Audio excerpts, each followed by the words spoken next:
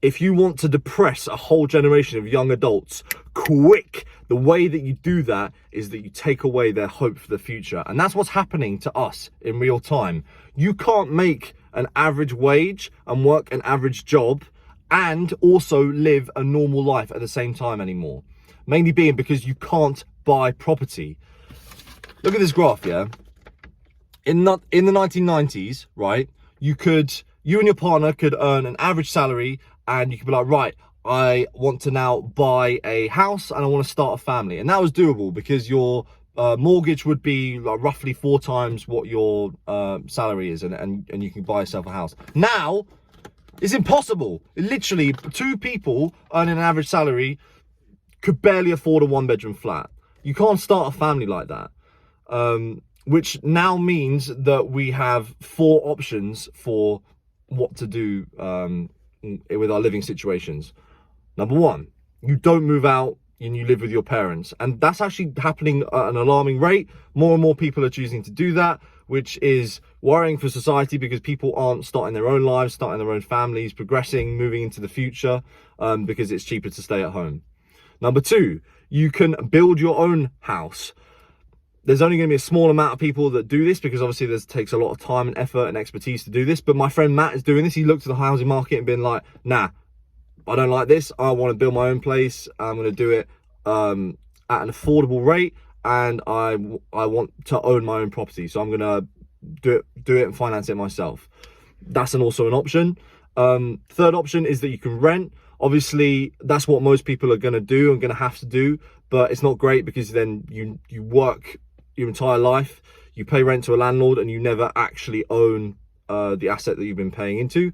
Or the fourth option is you find a way to get rich, and you then, via that route, you then buy your own property. However, that's going to get harder and harder to do, and obviously it's not everyone can do that, so it's a very limiting option. We are moving into an asset economy right now. My dad sent me this video on this, and it's very good, and it explains the current climate that we're moving into. So let's go back to the 1990s, right? So what was the measure of your success back then, and whether you could buy a property or not, was down to how good you were at your job, what were you giving to society, what was your wage, and then you would be rewarded according to that. So, if you work harder, then you can get yourself a better property. If you don't work as hard, you don't. Now we're moving into an asset economy whereby the measure of what property you can buy and overall wealth in your life isn't based on what job that you do, but it's based on, did your parents 30-40 years ago buy a property? So say for example, now it's not down to what job you have when bidding for a house, but is the person you're bidding against, do they come from a family that have owned property, and could they sell their assets and then use that to compete with the property that you want? If your family don't have any assets but you're working really hard, you still can't compete with the family that had property one generation before, which is a alarming fact, something I think that we should be worried about. And yeah, so it does mean that a lot of the time more and more people are going to need to rent, and in the short term rent is okay, but in the long term it just means that rather than having a mortgage and investing your life's work, basically all that money, into something that eventually will become a part of your net worth, or does become a part of your net worth, it just goes to the sky. It goes to the landlord, never to be seen again. So that means there's going to be a more wide spread between the landlords and landowners and the rich versus those the middle class that have to rent, which means the middle class is going to get eliminated, and there's going to be this sort of spread. The poor get poorer and the rich will get richer, which is a scary fact. And obviously there's no doubt here that we have been not cared for by the system that we've been put in. Like this graph is indicative of the fact that people's futures, particularly young people's futures, have not been thought out, and people are just trying to make as much money and extort as much money out of housing as possible. So there's no denying that fact. However, you have to analyze the chessboard, the moves, the pieces on the chessboard here, and we have to be like, right, so what is, on an individual basis, for me and you, what is the best move to make?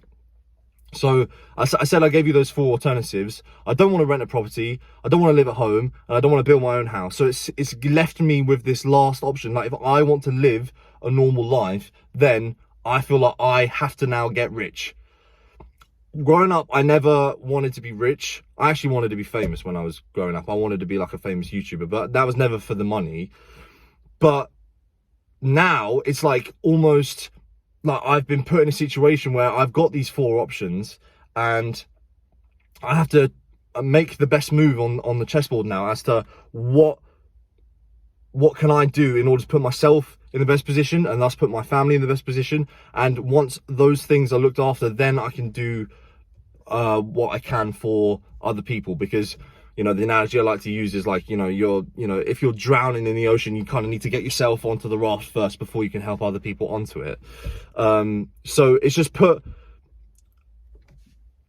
me in a position now where I'm like, the only way that I can, I don't want like a rich, lavish lifestyle. Obviously I don't not want it either, but like, it was not something I ever dreamed of growing up. But now it's got to the point where it's like, I just want to like be able to like buy a house and like not worry about money and stuff like that. But the only way I can do that is by getting rich. That's the only way I can do it. I can't have a normal job. I can't make an average salary and achieve that same result anymore. Whereas, you know, not that long ago, like 30 years ago, you could do that. So yeah, it just, you know, to conclude, that's my point. In order to really live an average life, we now have to think outside the box to live a normal life. And yeah, in my case, that means, yeah, I'm gonna have to like pull some money together, like pull some ideas together, and then sort of take it from there. But yeah, I hope that this video sort of brings this to the surface in your consciousness, like that this is a thing that I feel that everyone's feeling, but not everyone's necessarily talking about. I don't see loads of young people like talking about this and feeling this, but yeah, no, I feel like either you feel it directly and you're thinking about it directly, or you're feeling the sort of the waves, the repercussions of that in a general feeling of hopelessness and nihilism. But yeah, the alarm bells should be ringing, and that's like, it's not like anxiety based attached to something that's like not real. Sometimes you should feel worried and anxious about something in order to, and use that in order to fix the problem. This is not something like you should be like, oh, that's like a problem for 10-15 years time, dismiss. This is like a real thing that's going to happen, and it's like, for some point, probably sooner than we feel like it's going to be, you're going to be there, and you're going to want to like start your life, and you're going to need to have the facilities for that. So whatever medium that looks like, if that's like, you know, building your own place, or amounting an amount of money that allows you to afford your own place, whatever that looks like, you need to be thinking about it 10-15 years in advance, because yeah, this is not an overnight job, and it's getting harder and harder. And for like our kids' generation, I don't know what that's going to look like, but all I can do is just, yeah, look at this trend of this chart, like, and you know, this is since 1970. So, you know, all you can do is just analyze forward and see what it's looking like, and kind of realize like, shit, we got to do something soon, because it doesn't look like things are getting any easier. But yeah, let the alarms ring. Don't panic, but feel the concern and act on it, and try to think ahead in the game. And once you put yourself and your family in a better position, then you are in a position to actually help other people. You won't be trying to swim up onto the raft yourself. But yeah, hope this is of some use, and I will see you in the next one.